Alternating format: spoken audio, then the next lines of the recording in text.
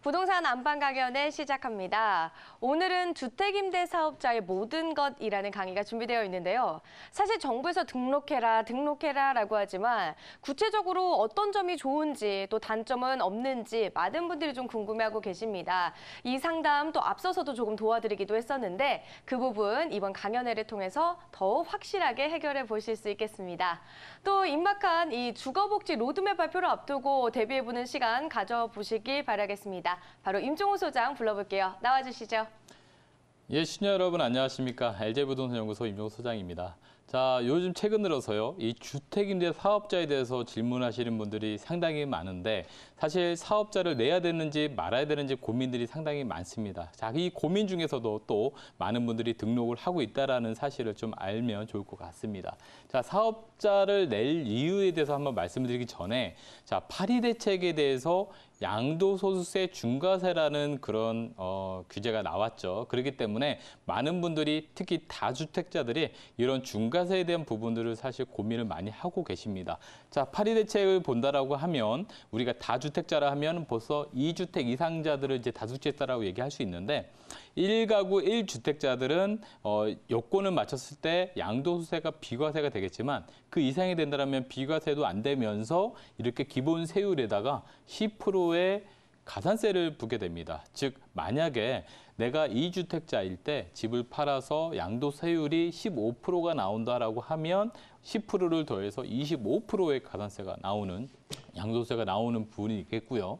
만약에 3주택자라면 여기에다가 10%를 더 붙여서 20%의 가산이 되는 세율을 내야 됩니다. 자, 그러다 보니까 사실 이 금액들이 만만치가 않은데요. 예를 들어서 세율에다가 20%를 걷게 되면 거의 뭐 30에서 40% 정도 되는 세율을 내야 되기 때문에 납부하시는 분 입장에서는 상당히 부담 아닌 부담이 될 수밖에 없는 그런 구조를 가지고 있습니다.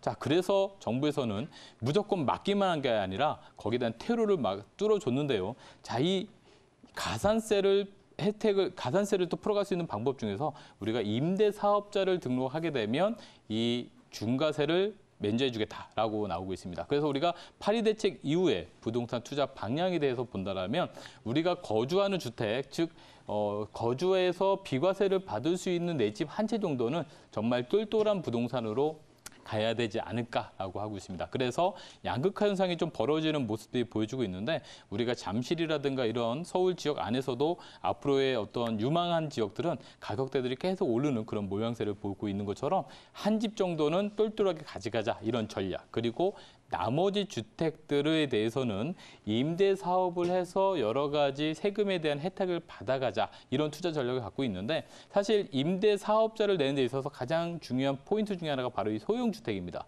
자, 대부분 소형주택의 혜택들이 많이 이렇게 밀집돼 있기 때문에 다른 중대형 부동산 같은 경우에는요. 임대사업자의 여건도 맞지 않을 수 있겠지만 이런 혜택도 좀 부족하다 이렇게 볼 수 있겠습니다. 따라서 똘똘한 내 집 한 채와 그리고 또 주택 임대사업자를 통해서 여러 가지 혜택을 가져갈 수 있는 전략 이렇게 두 가지를 세워볼 수가 있겠습니다. 자, 그러면 주택 임대사업자의 장점이 뭐가 있는지 한번 살펴볼 텐데요. 일단 첫 번째가 바로 내가 거주하는 주택에 대해서 양도소득세를 그대로 비과세를 받을 수 있다는 것이죠.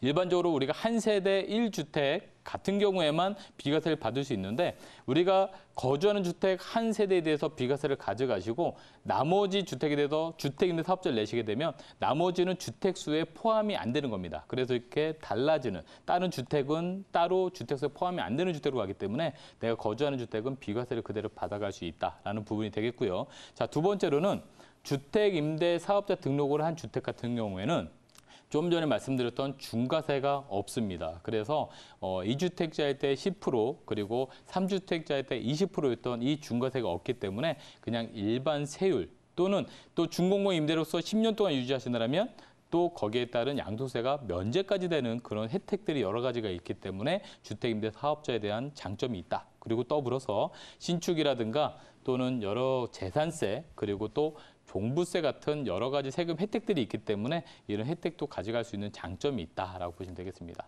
자, 근데 모든 거에 다 장점이 있다면 또 단점이 있을 텐데요. 주택임대 사업자를 내게 되면 많은 분들이 불편해하시는 것들이 바로 내가 갖고 있는 주택을 모든 주택들이 다 투명하게 밝혀지는 거 아니냐. 근데 사실 이제는 숨길래야 숨길 수가 없습니다. 모든 게 다 전산화돼 있기 때문에 내가 갖고 있는 재산에 대해서는 모든 게 다 밝혀질 수밖에 없겠고요. 그리고 또한 어쩔 수 없이 의료보험이라든가 이런 것들이 피부유황자로 있다가 다시 또 과세가 되는 부분들이 있을 수 있겠고, 또 내가 임대 소득이 있다라면 거기에 대한 과세가 또 될 수 있겠습니다. 하지만 주택은 비과세, 어떤 게 비과세냐면 부가세라든가 그런 것들은 비과세이기 때문에 임대 소득세에 대한 부분만 좀 보시면 되겠고요. 또 더불어서 제일 지금 중요한 부분들이 바로 전월세라든가 이런 임대료가 5% 상한에 지금 머물러 있다. 그래서 이 5% 상한 비율에 대한 부분이 있다라는 것을 알고 갔으면 좋겠습니다. 자, 향후에는 이 주택임대 사업자가요, 이제는 의무화될 가능성도 있다라고 보여지는데요. 자, 그 이유에 대해서 몇 가지 살펴본다라면, 이제는 우리가 고령화 사회에 살 수밖에 없는 부분이 많겠습니다. 그래서 이 증가하는 고령층으로 인해서 사실 우리가 그 임대 소득에 대한 부분들이 너무 많이 감춰진다라면 정부에서도 이제 세금에 대한 과세가 어려워지기 때문에 이런 것들을 투명화시켜서 소득이 있는 곳엔 과세를 할 수 있는 그런 부분이 나타날 것이고요. 또 앞으로 1, 2인 가구가 상당히 증가하고 있는데, 자, 이런 다주택자들이 이런 1, 2인 가구에 대한 어떤 수요를 또 이렇게 공급을 해주지 않는다면 이 늘어나는 1, 2인 가구를 다 수용할 수가 없기 때문에 이런 소형주택 위주의 1, 2인 가구를 수요를 잡을 수 있는 공급을 해주신다라면 훨씬 더 복지가 잘 되지 않을까라는 부분이 있습니다. 더불어서 이 임대 사업자를 통해서 임대료를 상한제로 좀 묶음으로써 임대료 상승에 대한 조절 기능도 가능하겠다. 그래서 아마 의무 등록제가 되지 않을까라는 생각도 가져가게 됐고요. 자, 그렇다면 주택임대 사업자는 어떤 것을 낼 수 있는지 한번 살펴보겠는데요. 자, 주택유예되기입니다. 주택임대 사업자이기 때문에 주택이어야 되는 것이죠. 예를 들어서 상가나 또는 고시원 같은 우리가 주택이 아닌 근린생활시설들은 해당이 안 되고요. 자, 전용 면적이 159제곱미터, 예전으로 따지면 48평 이하여야 되는 부분이 있습니다. 자, 가격적인 부분도 체크를 하셔야 되는데요. 자, 수도권 같은 경우에는 6억 원 이하여야 되고요. 지방은 3억 원 이하여야 된다는 것이 되겠습니다. 즉, 면적과 가격이 맞아야 되고요. 또 더불어서 건축법에 의해서 85제곱미터 이하인 주거용 오피스텔입니다. 주거용 오피스텔. 예전에는 오피스텔이 안 됐지만 지금 주거용 오피스텔 가능하고요. 또 여기에서 말씀드리는 주택에는 또 다가구도 포함이 되기 때문에 내가 거주하는 집 외의 나머지 부분들이 또 주택임대사업자 등록이 가능하다라고 보시면 좋을 것 같습니다. 자, 세제 혜택이 있죠. 우리가 주택임대사업자에 대해서는 세제 혜택이 있기 때문에 하시는데, 자, 첫 번째 취득세를 볼 수가 있겠습니다. 자, 취득세 같은 경우에는 100%에서 약 50%까지 감면이 되는데, 지금 보시는 것처럼 전용 면적이 40제곱미터 미만이나 좀 60제곱미터 미만 돼야지 100% 감면이 됐다 보시고요.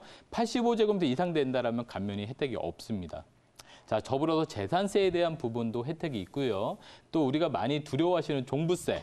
종부세 대상에 될 수 있다. 근데 이 주택이 기준시가 6억 원 미만이면 종부세 대상이 되지가 않기 때문에 주택수가 많아도 종부세는 납부하지 않으셔도 된다라고 보시면 되겠고요. 제일 중요한 게 바로 양도소득세 일반 세율입니다. 자, 좀 전에 파리대책에서는 중과세가 있었는데 중과세가 아니고 일반 세율인데요. 자, 이거를 10년 이상 만약에 임대를 놓으신다면 양도소득세를 100%까지 감면을 받을 수 있다. 이게 참 중요한 포인트다라고 보시면 되겠고요. 내가 거주하는 주택은 비과세가 계속 유지된다라는 것이 이 혜택의 특징이 되겠습니다.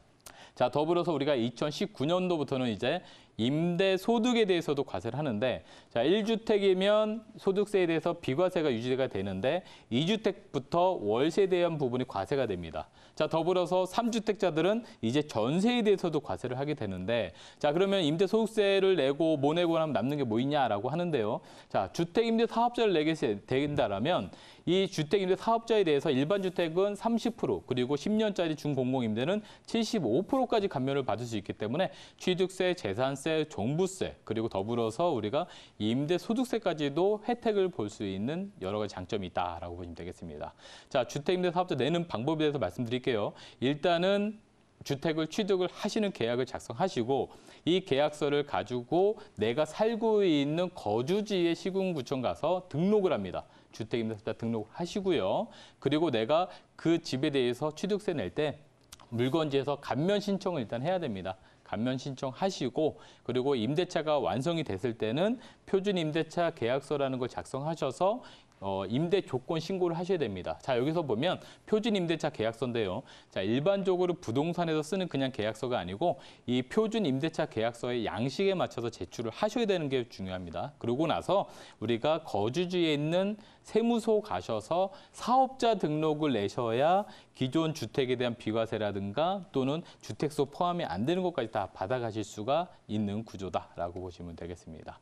자, 이렇게 주택임대 사업자에 대해서 말씀을 드렸는데요. 좀 더 자세하게 말씀을 좀 드릴 수 있는 부분이 바로 무료 세미나에서 준비되어 있습니다. 자, 무료 세미나에서는요, 소액으로도 충분히 또 수익형 부동산이나 또는 여러 가지 부동산 투자할 수 있는 방법에 대해서도 말씀드리고요. 또 우리가 사람이 몰리는 지역이 바로 부동산의 가치가 있는 지역이다 말씀드릴 수 있겠죠. 그렇기 때문에 어느 지역에 사람이 더 증가하는지 그런 부분을 지도를 통해서도 말씀드리는 시간을 가져보도록 하겠습니다. 네, 오늘 부동산 안방 강연에 이제 주택 임대 사업자의 모든 것에 대해서 좀 짚어보는 시간이었습니다. 주택 임대 사업자 등록 그동안 할까 말까 망설였던 분들 오늘 강의 꼭 참고해 보시고요. 못다한 이야기가 듣고 싶거나 강의와 관련해서 궁금한 내용 있으신 분들 서울지역번호 0220-4890으로 전화해 주셔도 좋겠고요. 또 앞서서 임종훈 전문가가 이야기해 주셨듯이 강연회에 직접 가보셔도 좋겠습니다. 일단 강연회 매주 금요일 날 예정되어 있다고 하시니까요. 참고하셔서 관심 있는 분들은 지금 바로 전화 접수하시기 바랍니다. 그럼 저희는 임종훈 전문가 여기서 보내드리고요. 잠시 쉬었다가 TV중계소로 돌아오겠습니다.